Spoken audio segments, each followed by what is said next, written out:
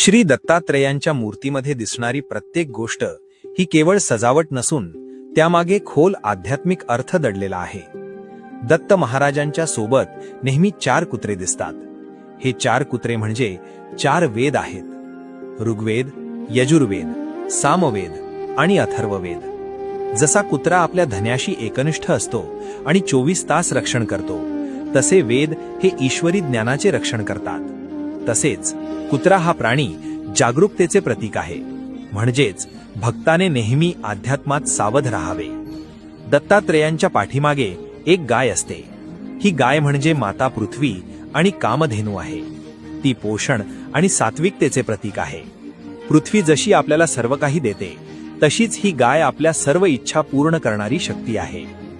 दत्त महाराजांचे वास्तव्य नेहमी औदुंबर वृक्षाखाली असते. जेव्हा भगवान विष्णूंनी नरसिंह अवतार घेतला आणि हिरण्यकश्यपाचा वध केला, तेव्हा त्यांच्या नखांमध्ये दाह म्हणजे जळजळ होऊ लागली.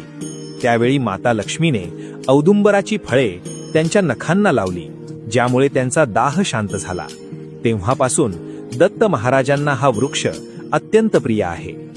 दत्तात्रेयांच्या खांद्यावर एक झोळी असते. ही झोळी आपला अहंकार अर्पण करण्यासाठी असते.